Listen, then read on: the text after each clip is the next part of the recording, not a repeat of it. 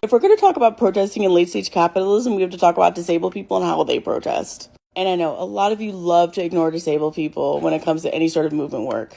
But disabled people have been getting things going for literal decades. And it's important to know how disability politics inform how we move through late stage capitalism. Because late stage capitalism is disabling people. Not only are millions more disabled because of COVID, but technology like AI threatens to take thousands, if not millions of people out of the workforce, even with the ruling that AI works cannot be copyrighted. So let's do a little bit of an appreciative inquiry about disability protest and how it works. An appreciative inquiry is an organizational tool whereby people look at what works for an organization. And I think we need to be doing this across the board with protests and organizing, particularly because protests in our modern age may look different from what we know historically. So the more we understand what works, the more we can adapt it for our current era. And disabled people are an incredibly important group to study in late stage capitalism because we are seen as profit centers, not profit makers. We are seen as people that take capital to survive, but do not produce any capital, which is the exact situation that capitalism wants to put everybody in.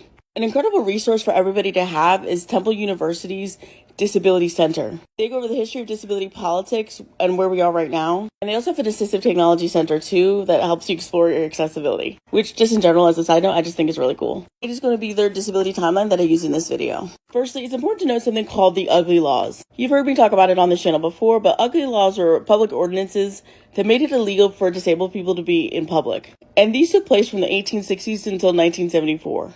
This is important because by the time the civil rights movement started, it was still illegal in many places for disabled people to be in public. And even if these ordinances were not enforced, the history of institutionalization meant that disabled people in the public sphere still was not really a thing. So disability being out in public and wanting to integrate into society in and of itself was considered advocacy. Now, before I go over some of the tactics, it must be noted that a lot of these tactics are borrowed from the civil rights movement because they were all happening at the exact same time. Our modern understanding of the disability rights movement starts with the independent living movement. In the early 1960s, Ed Roberts, a man with polio, enrolled at the University of California, Berkeley. After his admission is rejected, he fights to get the decision overturned. His advocacy, along with that of Judy Heumann, inspires the independent living movement and helps establish the first Center for Independent Living. Centers for Independent Living exist still today, and they still do advocacy work on behalf of disabled people. But it's important to note here that it started in like a small group in Berkeley, California. And a lot of organizing around disability advocacy at the time happened in that area. It is additionally important to note that Ed Roberts was somebody with polio. Polio is an illness, which means that he wasn't born with his disability. So the public perception of him is that he was somebody who was quote unquote normal, who then befell into disability and now is facing discrimination. There's very much so a fear of abled individuals. Then in 1964, the Civil Rights Act passes, except it does not include disabled people. Which, when you think about how racism is disabling and how people who are marginalized have the highest rates of disability, is very shady. But just because the Civil Rights Bill passes without any provisions for disabled people does not mean that civil rights activists are not paying attention to the disability rights movement. Now, in 1974, the last of the ugly laws was repealed in Chicago. The 70s were a huge time for the public awareness of disability rights, and are part of the only reason that disabled people exist in public spaces today. Now, back when Geraldo Rivera was doing actual journalism, he visited an institution called Willowbrook. And massive trigger warnings if you go to look for this. It's very devastating what happened to disabled people in these institutions. But to say the very, very, very, very, very, very least, it was horrific.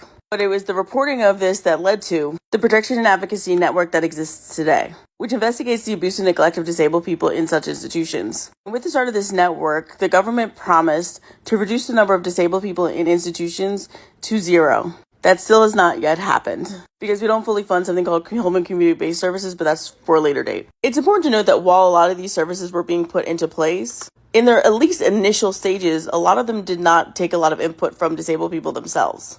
In 1973, a man by the name of Brad Lomax moved to the Bay Area around Berkeley, California. Brad Lomax was a member of the Black Panther Party and been doing organizing with them, but then was diagnosed with MS and wanted to move to an area where disability rights were happening. So Brad Lomax kind of bridged the gap between the civil rights movement for African Americans and the disability rights movement. And this is important to note because the Black Panthers helped coordinate and provide support to the 504 sit-ins, where disabled people occupied a federal office building. Again, this is cross-movement collaboration that we're seeing here. This is a tactic directly taken from the civil rights movement.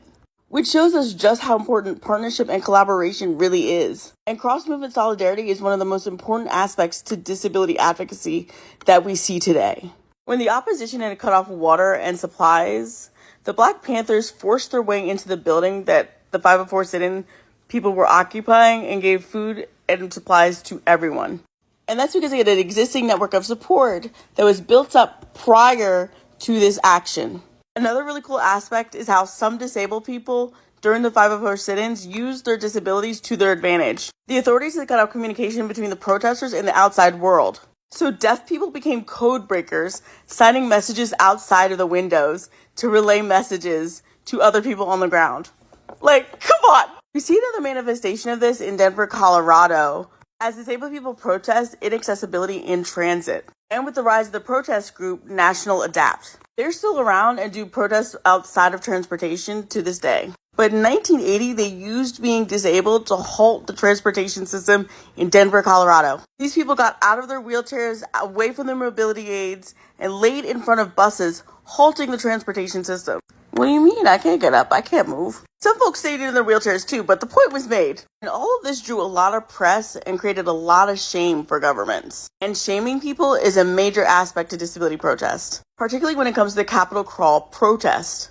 This is one of the more famous disability protests that you see pictures of all the time. They were protesting the delay of the passage of the Americans with Disabilities Act. This took place in 1990 as disabled people wanted to ensure that they had access to public spaces. Again, we have moved from existing in public space as protest and wanting to be integrated in everyday aspects of life like education to actively using our presence in society to shame people that do not want to include disabled people in the public sphere. And again, all this took place in 1990. But the ADA was not the end-all be-all for disability rights. A lot of our rights had to be legislated within the court system.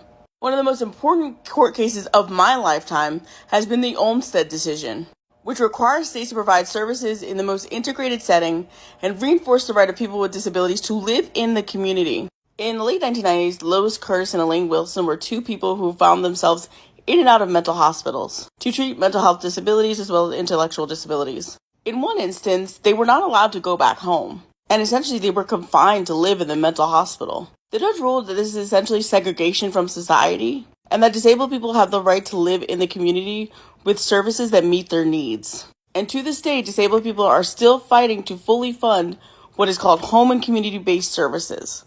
Lastly, let's talk about how disabled people saved the Affordable Care Act and Medicaid in 2017. Basically, Mitch McConnell had been stonewalling disability advocates to talk about the healthcare law, and so they staged a die-in at his office.